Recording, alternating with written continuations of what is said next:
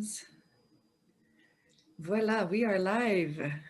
Welcome everyone to this generative conversation with Lynn Robinson. For those of you who have been watching, last week we had a little glitch in the system and we weren't able to reconnect with our dear Lynn, but we had Marjukka Kallio from Finland that was able to step in, and we continued the conversation with Marjukka, who is also part of the core team of the NLP fourth generation co-creation movement. So if you're interested in seeing these past conversations on how to live spiritually, we invite you to go on the YouTube channel, the NLP fourth generation YouTube channel, or the Facebook Live Facebook page, NLP fourth generation. And this is an opportunity for all of us to connect together and to discover different maps of spirituality. The intention in the past month or 2 months was to present to you the sponsors of the movement and to present to you also the members of the core team. And as of next month, we're going to start meeting you guys that are out there. And in third generation NLP, Robert brought about sponsoring, the importance of sponsoring. And what is sponsoring? Sponsoring is seeing people in their core, in their identity, and seeing their full potential. And I'm reminded of what Albert Camus once said. He said, "You do not exist you do not exist until you have been seen and blessed." So these opportunities are to see the members of the NLP world, to see and to bless them, and to hear their story, to hear how they are living spirituality. And from all this, we want to create a movement where we all connect together in cells, and we bring this work of developing more spiritual intelligence in the world. So today we are meeting with Lynn Robinson, and like I mentioned, we're going to be continuing the conversation. So if you want to get a bit more information about her, Lynn is an NLP master trainer. She is based in British Columbia, Canada. And you have an extensive experience, and I know we presented that in the last video. So we're going to jump right in. Thank you, Lynn, for being there again for this call. Thank you for having me again. And you arrive at the second opportunity in what energy? What energy are you in? Oh yes, that sparkling energy. Sparkling energy. So we're going to get that sparkling energy and hope to share it with the system and with everything that's going on in the world. I think people are going to need some of that sparkling energy. So I'm going to dive right into the questions with you, Lynn. What is spiritual intelligence for you?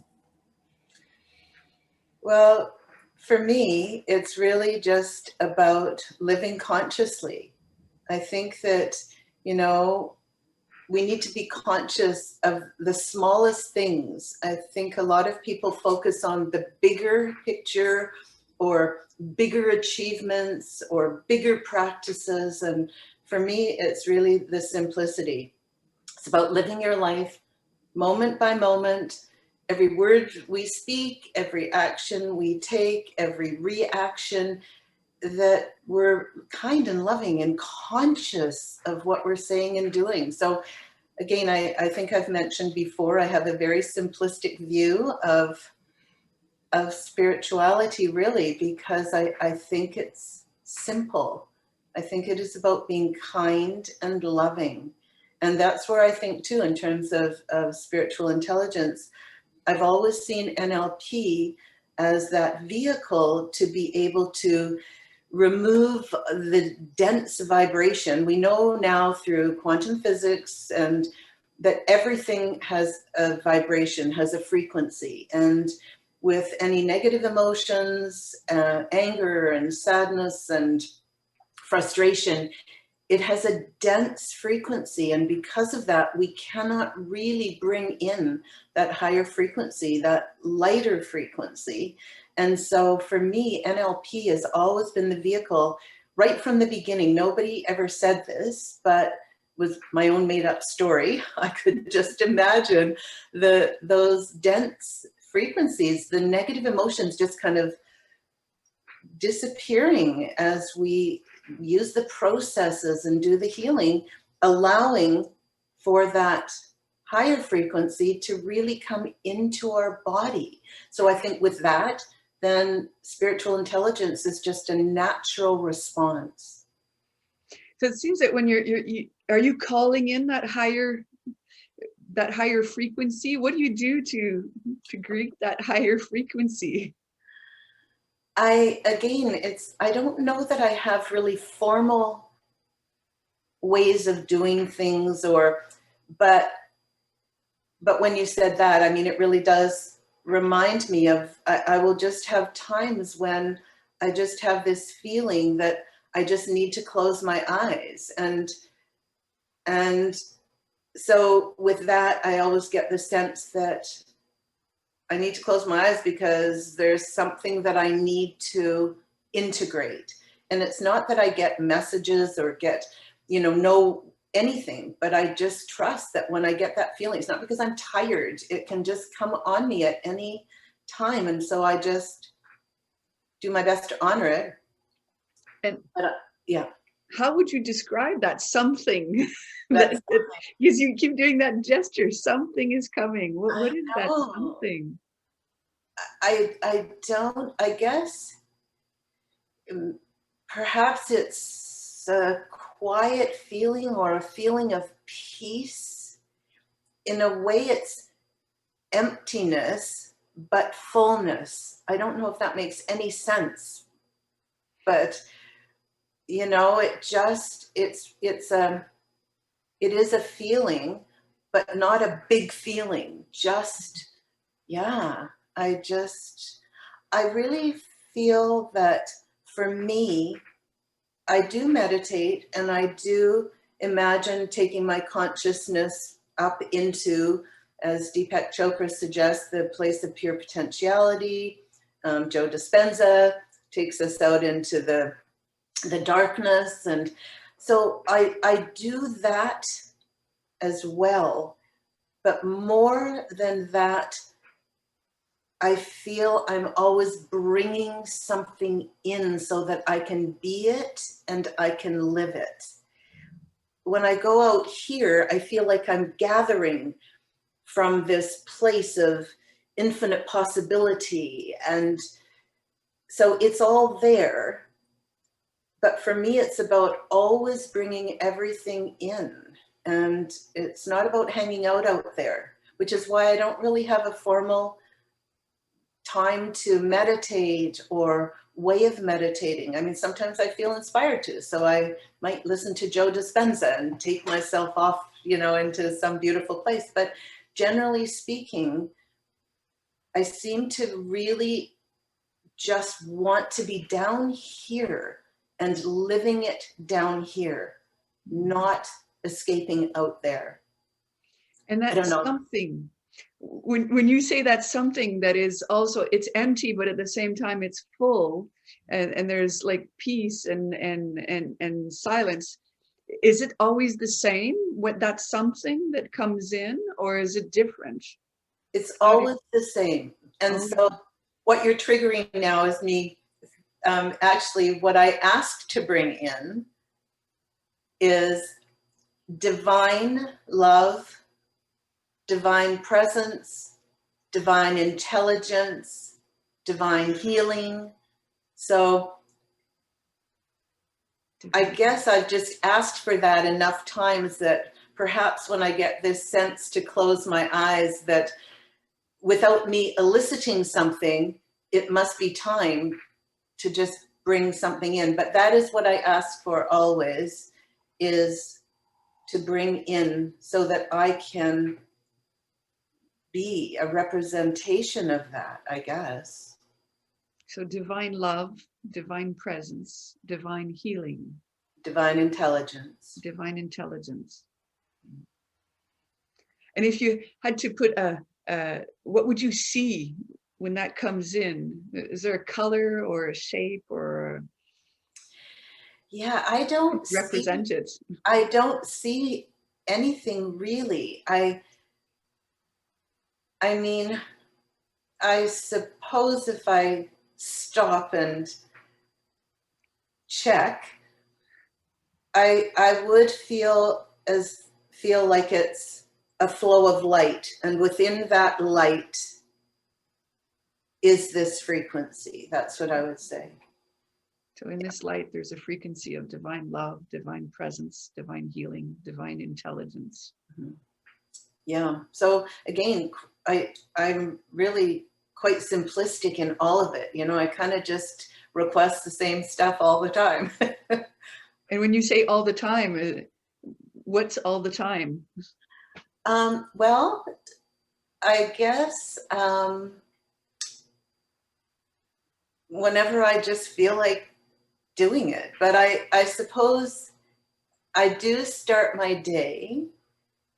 Before I get up, I do go to that place of bringing in, and especially at that point, divine love, so that I can put it out in the world. So I kind of start with putting it out to my husband, my family, my friends, my colleagues, and it just expands and expands to just putting that out in the world, and gratitude. So I just kind of automatically give thanks for all the amazing people in my life and all the amazing experiences that I've had in my life. And, you know, it just, so again, I wouldn't call it formal, but it just automatically, and I'm always giving thanks and grateful for the same things. Like sometimes I think people think we have to come up with new ideas, but I'm just grateful for the same things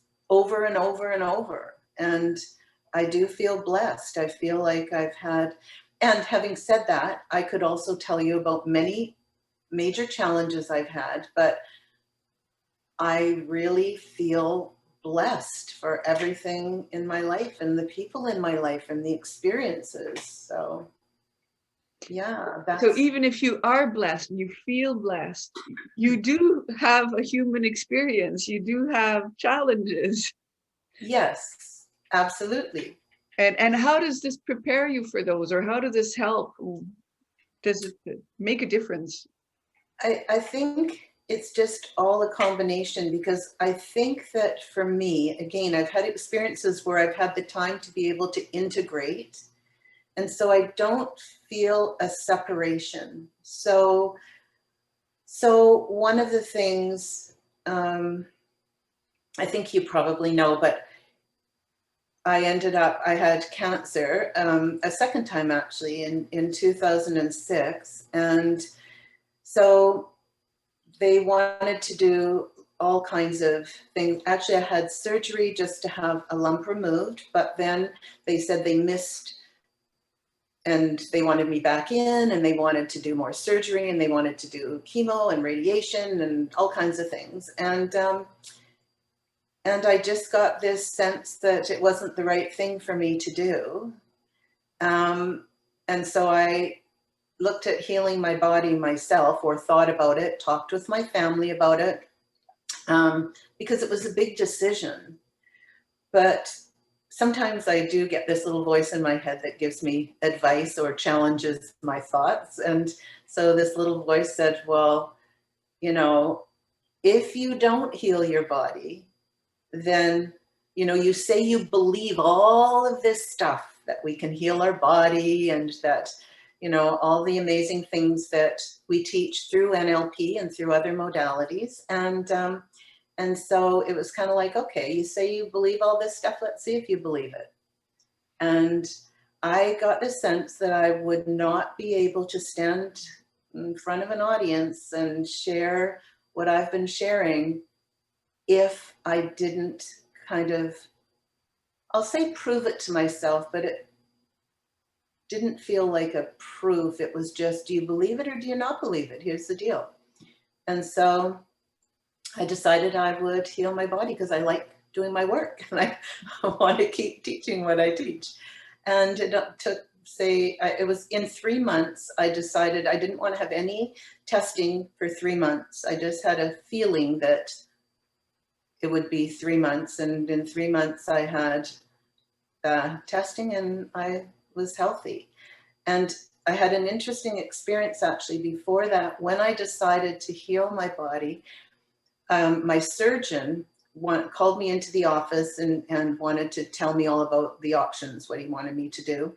So I was really afraid that he would scare me into feeling I had to do all of the things that he was suggesting. So I even, you think you know how independent I am, but I took my husband with me to the appointment for the support. And he told me everything he wanted me to do. And I said, you know, thank you. I said, but I've decided that I really want to heal my body on my own, you know, body, mind, and spirit. And he actually said, good for you. Wow. So I know, I was so amazed. And I said to him, you know, will you still support me? Will you test? I want to have regular tests, you know, to make sure that I am healthy and well. And he said, absolutely. And yeah, so anyways, he even made comments because I had been doing a few things before that meeting. And I said, you just wait next time you see me, how healthy I'm going to be. And he said, I'm already looking at you and I think I should start doing what you're doing. Wow. I want some of that. Exactly. So, yeah. So I think, again, you know, I've had opportunities to live it versus just having the beautiful experiences, which I do have. But there's also been experiences where, yeah, I've been challenged with a few things and have had to do it. So I like, it seems that there's like a decision point. That decision point is, I've heard this many times when people have healed or spontaneously healed, there's like a decision point. Yes. Within them. Yes. Yes. There was no question once I decided. That was it. It was like the whole system decided. Absolutely. It's not just, well, maybe I should, or maybe this would be a good thing for me. No, there's no other option. Exactly. And I didn't once think about cancer. I honestly can say that. Once I decided, everything was about healing. Every thought, every action, it was about healing. I wasn't interested in anything to do with cancer whatsoever. It was total focus on healing, which again takes me back to what we teach in NLP in terms of what we focus on, right? You know, we can, if we pay attention, we can have really beautiful experiences of seeing how this works. When we really focus on something, it isn't some esoteric idea or philosophical idea. It really impacts our life and we have choice. So again, I really feel that, you know, NLP is the foundation, and it's really beautiful that we're now really linking that spiritual connection. And I think it's always been there. We just haven't opened to it, and now we're opening to it. So this conversation is awakening in me the fact that we want to bring more unity in the NLP collective and more healing in the NLP collective and more growth in the NLP collective. And listening to you, the healing started when that decision point was reached. There's that, how can we as a collective get to that decision point? What do you think would need to happen for us to get to that same place that you got in your own personal experience of healing cancer? Well, I think, you know, if we even again look at logical levels. So what is our purpose? We have to really be connected to a higher purpose for wanting to do it. You know, when I healed my body, my image, so again, it's everything we teach, but I got to put it into a practical application. And so I had a purpose, a higher purpose, and I had a vision of holding my great-grandchild in my arms. And my granddaughter was only 3 years old. So that presupposed I was going to really live for a while, right? But there was a higher purpose.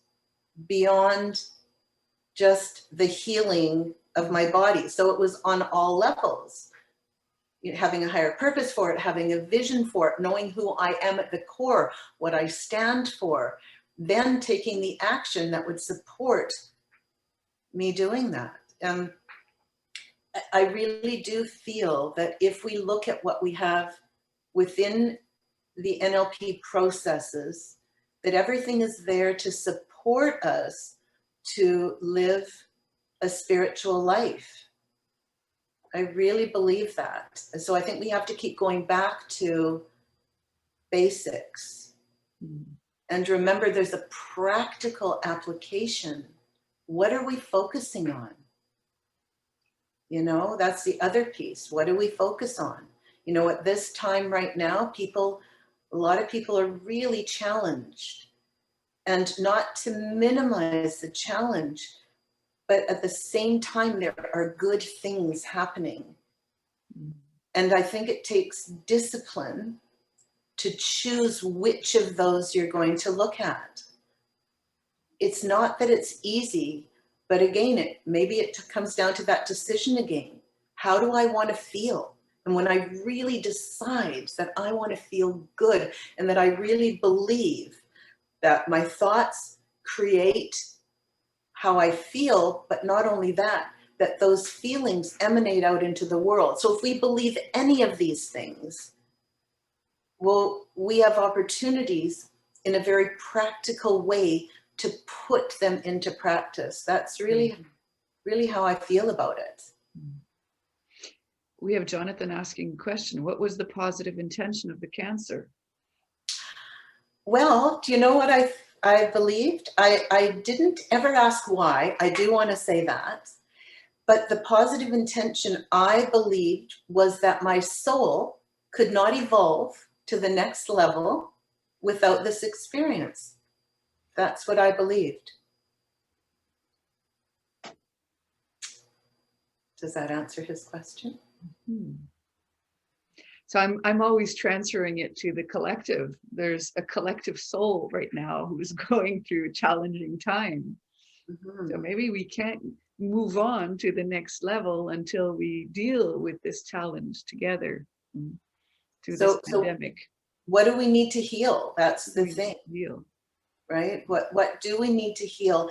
And how much do we want this collective connection? You know, I think it's easy to say, oh, this is a great idea, but do we really want it? You know, is it something that we feel passionate about and that is really going to support each of us and the collective and humanity? You know, I mean, I feel, again, for myself, I'm not a fighter. I'm just not a fighter. So it doesn't do me any good to pay attention to all the negative things that we might be able to focus on.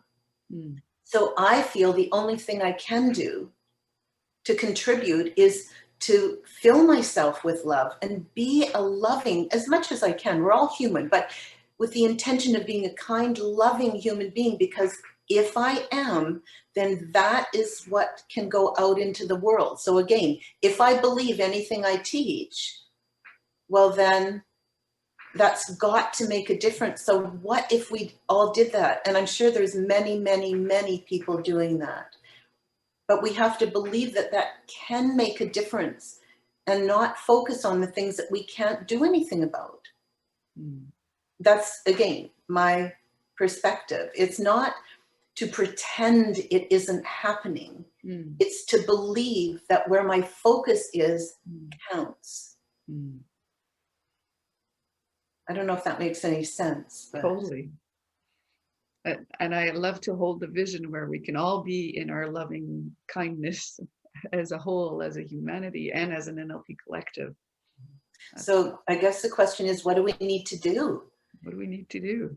You know, to do that. But I think you really triggered something in terms of that decision.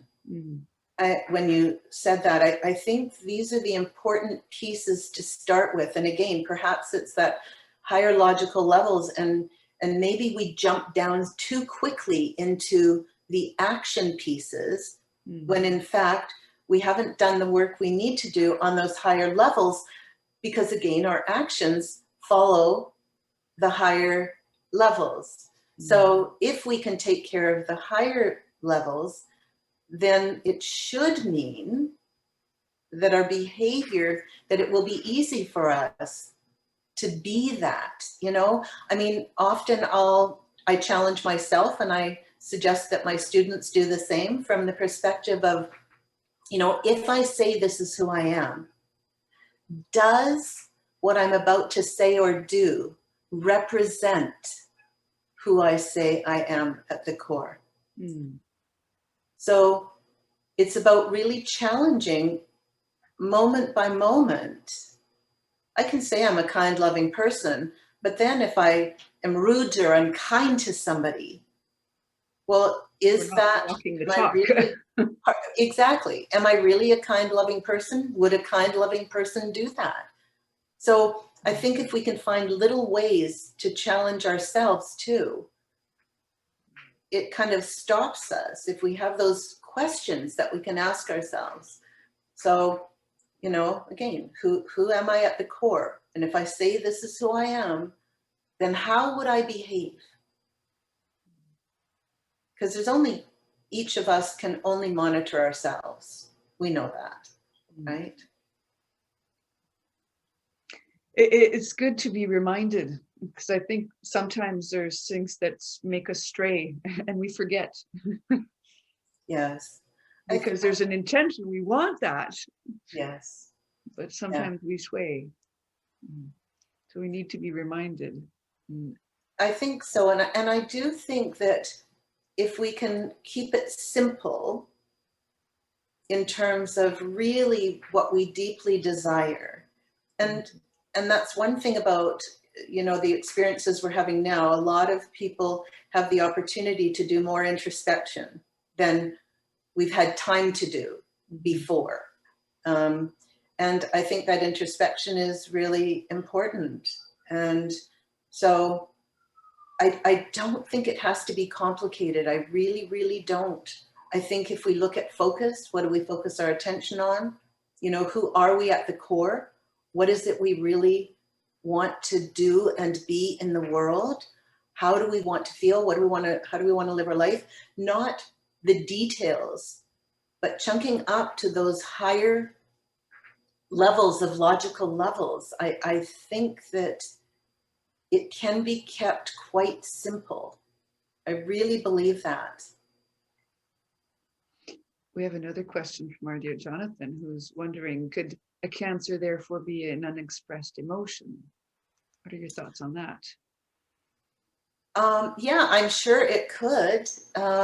Again, I think that things are different for different people. And I know that there's Dr. Hammer's work really looks at cancer and the different emotions and so on. So I think there's different ways of viewing it. I think the only important thing for me is to look at it as something important to learn. So if I had thought it was because of an emotion I needed to release, well, then that's what I need to do. For me, I believed that it was just the whole process was my soul's evolution. I learned a lot of different things at that time. I actually became a yoga instructor with the Chopra Center. You know, there was definitely beautiful growth. I think each of us has to trust ourselves. And I don't think it's up to us to question or tell people it has to be this or it has to be that. I think, again, part of our evolution is to just trust ourselves, because we have all kinds of resources outside of ourselves. So it's like gathering, but then deciding, what is it that feels true to me? And then having the courage to be able to take that track when you might have people all around you saying, that's ridiculous, that's not the answer, you need to do this, or it's caused by this. So I think, Jonathan, really, it could be whatever the person believes it to be that they're willing to heal, if that makes any sense. I know I also healed from a breast cancer, and spontaneously, and within me, right before, I knew when it was healing, but right before I asked, what is this here to teach me? This is a great teacher, and I'm going to listen to this teacher. This cancer is a teacher for me. What are you here to teach me? And the whispers that came was that you are not creating your life. You are living for someone else's life and mission. And I was focused on someone else without creating what I really wanted. So I was not responding to my personal needs. So I needed to take back my power and create my life. And that was the message that I got, is create your life, take back your power and create your life, and take that decision, go get that courage to take that decision that I was not taking. I was not taking the decision that I need to take. I didn't have the courage that I needed to take. So for me, the cancer was a messenger and a teacher to help me get that courage and take the decision. And as soon as I did, and when I'm asking about that decision point, for me, that decision point was like from top to bottom, my head, my heart, my body, my soul, everything was totally aligned. And in that moment, I felt the cancer just being instantly. When I went back for the biopsy, they said, we don't have the same breast here. Who's this? There's nothing there. And I had already had the echography, the mammography, and everything was confirming, but there was nothing there. So. Which is so beautiful. And again, you followed what was true to you. You listened, you asked first, then listened, and, you know, had that alignment. So, and I suspect there are many, many people out there that have had that kind of experience, you know, where we know this is all possible. And that's the one thing that I hope eventually comes of these generative conversations, is getting to know other people, getting to know each other at that deeper level. You know, otherwise we're just, as we said before we started, we're just kind of these bodies, and we see these people in front of us and we talk at a certain level. But people are amazing. The things that they have accomplished and the things that they've done in their life and who they are. And just, there's so many beautiful, beautiful people in the world. And, you know, if we could all get to know each other, that would be really wonderful. And so hopefully these conversations will invite that, you know, and even with, you know, it's starting as interviews, it's like, I love the idea of conversations back and forth, you know? So letting the emergence come through. Letting what wants to come through, come through. Yes, absolutely. And a back and forth, you know, just, I love it. And you sharing what you just shared, you know, again, that gives people another example. I'm one example, you're another example. We have many, many people that have trusted their guidance, their inner guidance, right? And followed it. And yeah, it's so beautiful.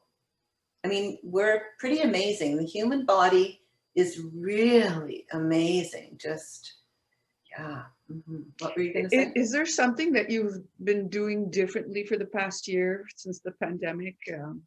Is there something you've been doing more, or what's I mean, in your living your spirituality? I know you mentioned you say you integrated. It's simple. It's something embodied. You're a loving, kind being. And is there something else that you did to help you make it through and keep your frequency elevated in the past year?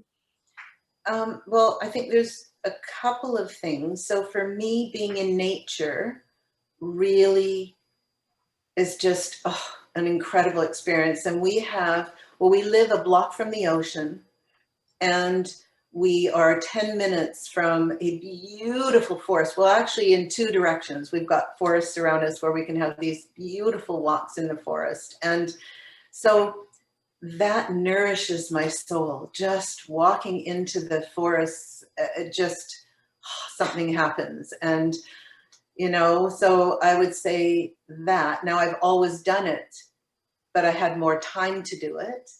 And my husband and I did more of it together this summer because he was off.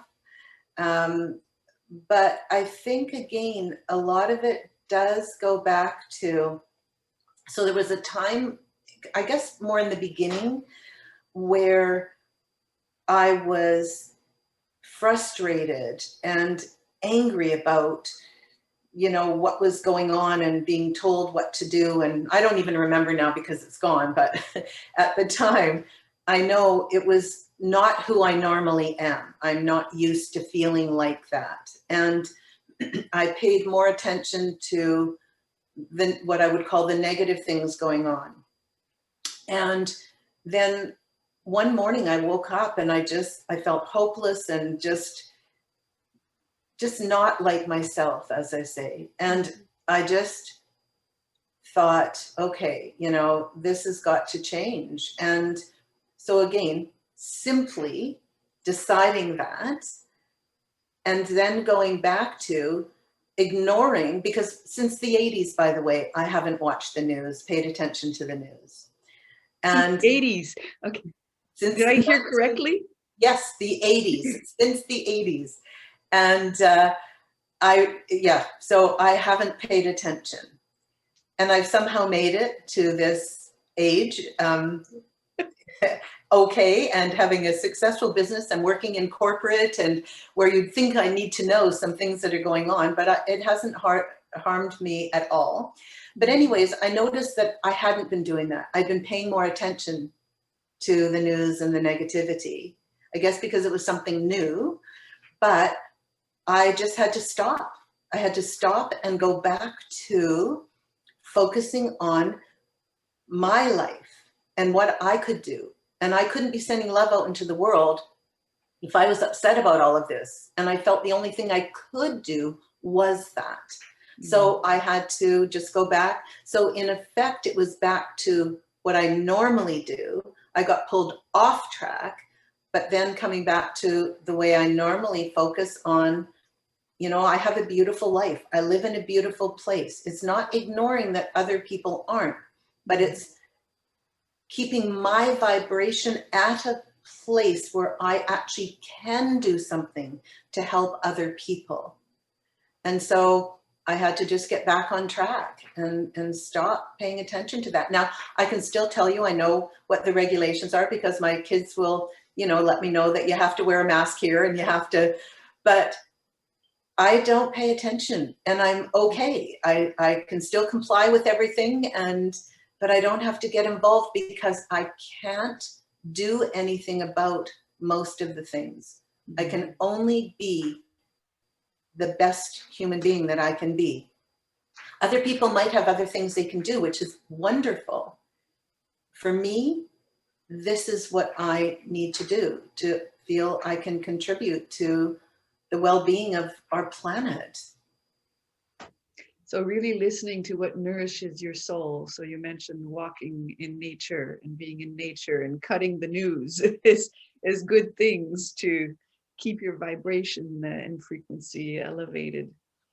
What you love to do. So if people can think of what they really love to do, what really nourishes their soul, nurtures their spirit, if they can allow themselves or gift themselves with doing that, then I think, again, we have a chance, if one by one. So what do you say to those, Lynn, that say, well, what I love to do is giving hugs to people and I can't give hugs anymore? Yeah. What do we answer to that? So I agree with them. However, I can't do anything about it. So therefore, it doesn't serve me in any way other than to feel bad. And if I feel bad, so it cycles back to the same old thing. My thoughts create how I feel. My feelings go out into the world. So therefore, I need to decide what I'm going to think about. I mean, you know, our family is really close. And for me not to see my grandchildren, honestly, I mean, I could complain a lot, but in a way I can't. I'm kind of over it because I can't do anything about it. So we FaceTime all the time. It was not nice at Christmas not being with my family. We love each other, you know, but we love each other. So whenever we can get together, we'll get together. So we have a choice. Yes, I agree. Oh my gosh, I miss so many of those things, the hugs and, you know, the connection face to face. But what are you going to do? Feel bad or find something to feel good about? So again, I go back to this simplistic view. Something you feel good about, something you love that you can do. Yes, In the exactly. circumstances. Exactly. Mm. So I think again, you know, if I look back at this summer, and you know this, I believe, is that on July 1st, my husband woke up asking me to take him to emergency because he thought he was having a heart attack. And so, and by the way, we call it a heart alert now. I love that. It's a reframing, a Yes, heart alert. alert.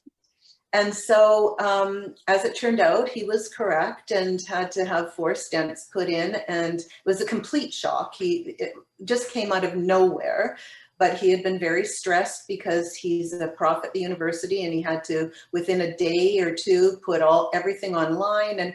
And of course, he gives 150% or 200%, not just the bare minimum. So he was really stressed, and so this was the result. And so then again, when he came home, we had the best summer because we were together all summer and we had really meaningful conversations. And we talked about the NLP seriously, processes, and having him shift how he felt about, you know, teaching and just everything to do with what we know. We already know these things. And we worked in our garden and we went to walk for walks in the forest and we sat on our deck and looked at the beautiful ocean and the birds playing. And so that was our choice. And of course, he healed very quickly as well. So you have a choice. I really believe you have a choice. And depending on what you focus on, and I'm not saying it's easy. I'm really not. I don't mean to minimize any experiences that people are having, and they're having experiences that I've never had. So I don't mean to minimize anything. Not at all. But there's times when we have to make the choice. So and when it's not easy, what do you do? Because when we have these conversations, we talk to people, and everything seems easy. Yes. Well, I think again, I'm clear about who I want to be, what I believe, and you know, my purpose. And when I say my purpose, I have a purpose for my business, but my purpose really within me has always been to be the best human being I can be. And so if what I'm doing supports me in doing that, well, then I'm on track. Do I have to remind myself sometimes? Well, yes, of course. But how badly do we want it? And is it aligned? So I think it's that alignment. I don't really ever waver from that, honestly.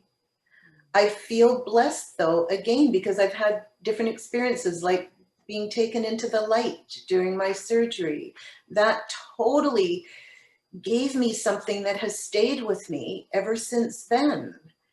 And, you know, we were talking, I got married by a kahuna on sacred ground in Hawaii. I've had these sacred, I lived in the forest in this cabin, this old cabin that had no insulation and you could see around the windows outside. And, you know, but it was on the ocean in the forest again. I lived there for 1.5 years.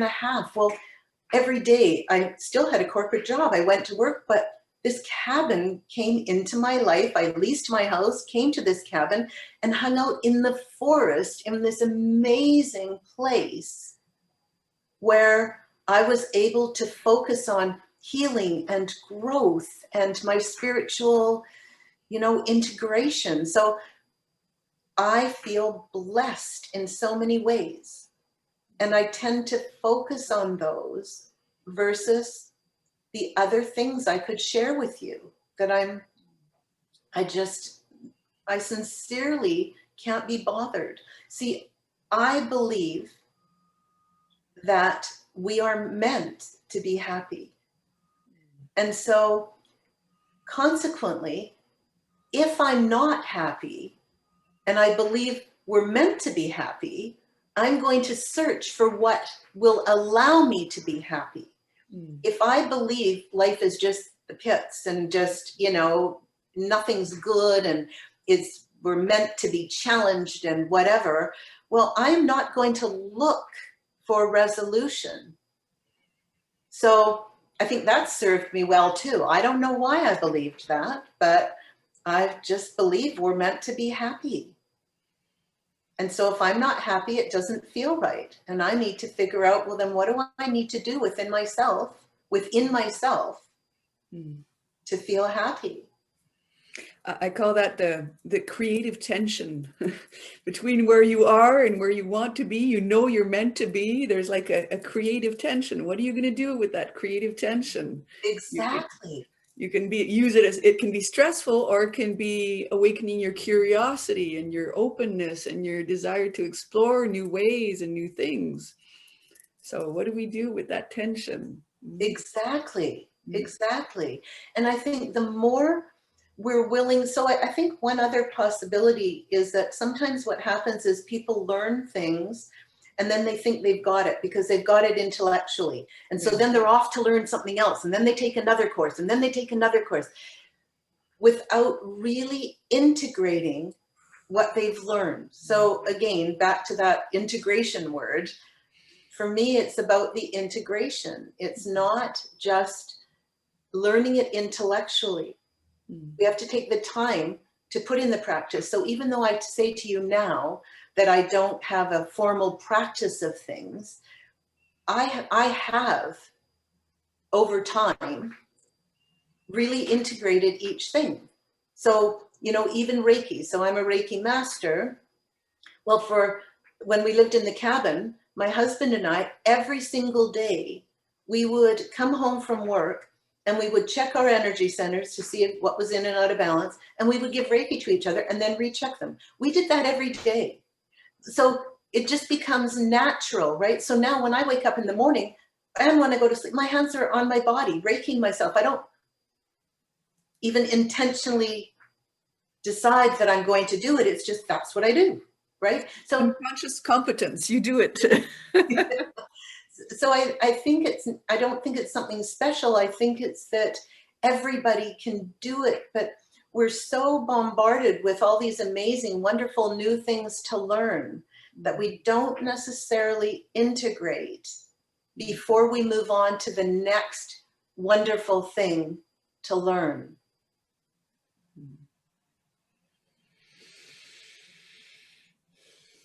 Thank you, Lynn. I think this is a good message for our collective to hear is, how can we all integrate what we have learned? All the NLP that we have learned, how can that support us? Because we have amazing tools, just amazing tools that can be used, again, just in the moment.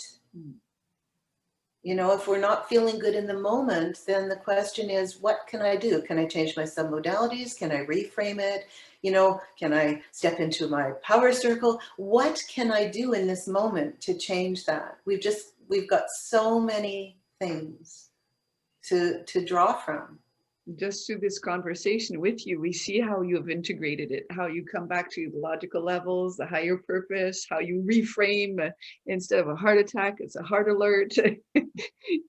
You use it in your daily life. You don't even do it intentionally. It's already there. Because I believe what we teach is really valuable. Mm. And if I'm going to teach it, then I better live it. Mm. So let's live our NLP. Let's. Together. So we're coming to a close for today's conversation. If there's any questions from the people that are either present here on the Zoom or on the Facebook Live, we are opening up the mics. You can open up also your cameras if you want to join us. If you have questions for Lynn and her experience, how she lives spirituality, the floor is yours. Let's just check on the Facebook if there's anything that's being said here. Let's check on the Facebook if there's.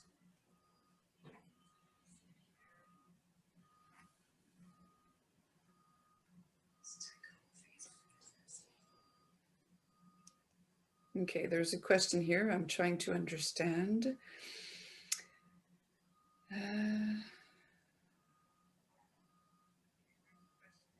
What about in real life with the COVID situation, other elements? It's a very difficult moment. Okay, maybe I'm missing a part of the question.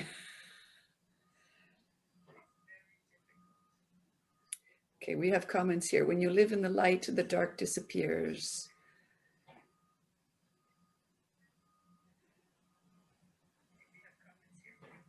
Okay.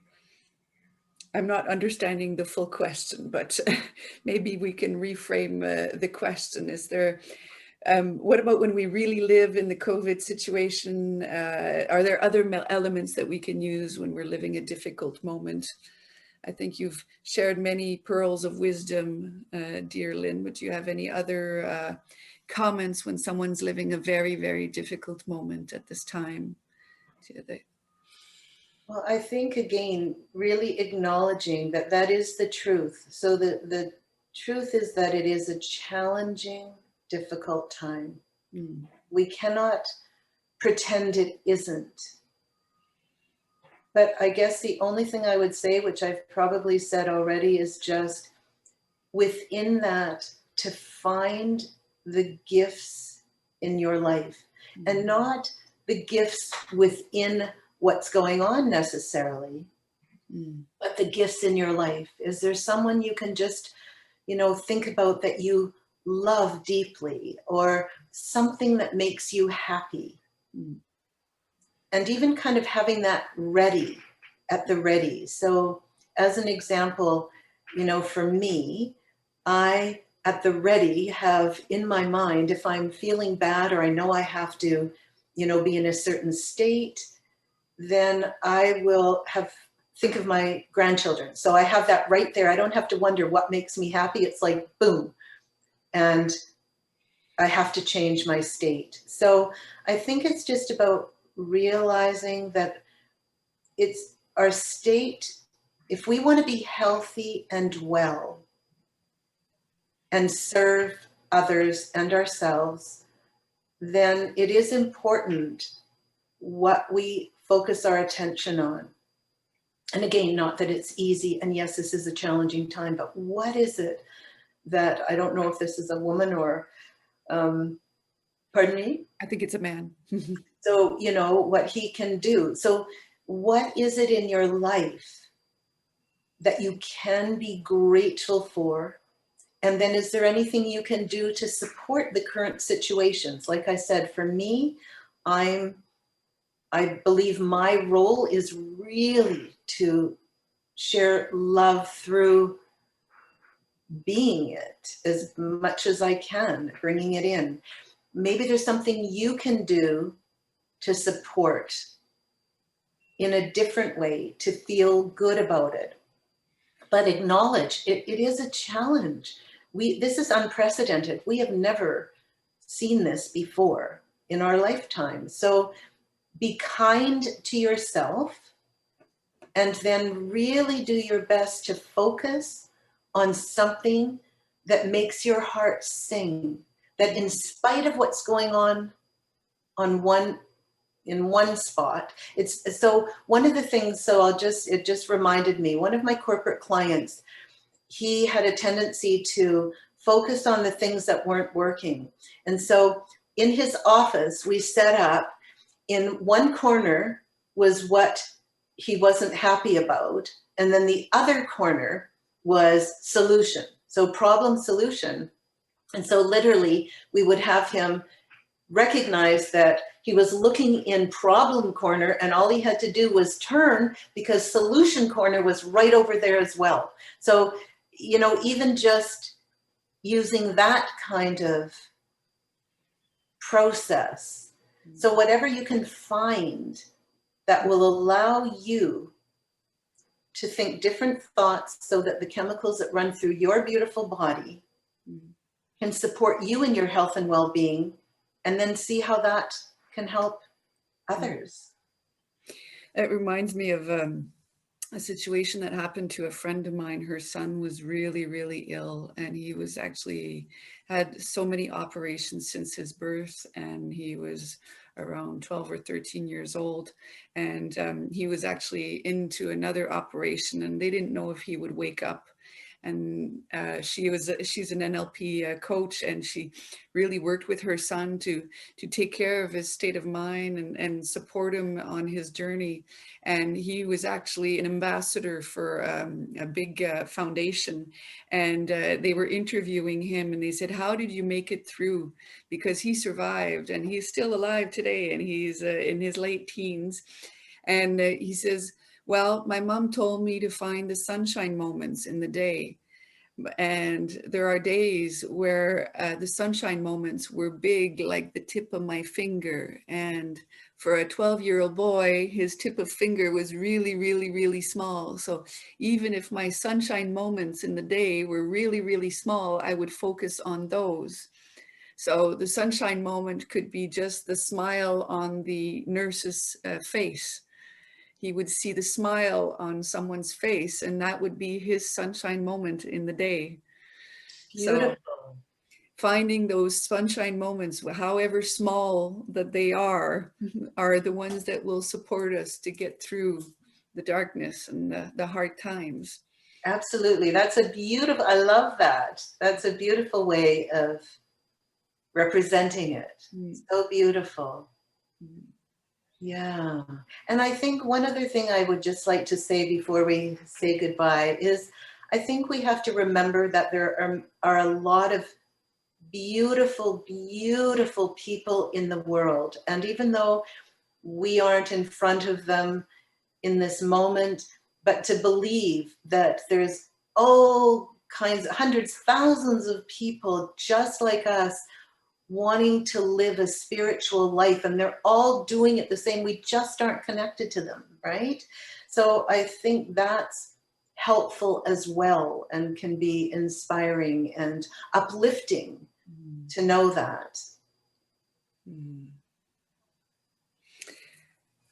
So actually it's Jamel. He's asking, we can change our life in few moments with all negative ideas, social and religious customs. We can change for the darkness and all the negative, and we can change just like that in the positive and in the light. Yes, exactly. Yeah. So I'm going to thank you very much, Lynn, and thank you all of those who are watching and listening. May her pearls of wisdom support you in your journey, and may we continue on our next week, another generative conversation, and we'll be starting with people from the public, from our collective that are part of the NLP system. So we're happy to have you. And if you have anything you'd love to add, if you want to join and be part of the conversation, you guys can write to us at info@nlpfourthgeneration.com. And we'll happy to join you, to include you in these conversations. So thank you very much, Lynn, and thank you to everyone. May we be the change we want to see in the world. May Exactly. we be that love and kindness that you are living, and may we integrate our NLP that we have all learned. May we integrate it into every cell of our being. Thank you so much, Lynn, for sharing your spark and your light with us. Thank you so much for having me, and I look forward to hearing everyone else's conversations as well. Yes, great. Thank you, everyone. Take care. Till next time. Bye.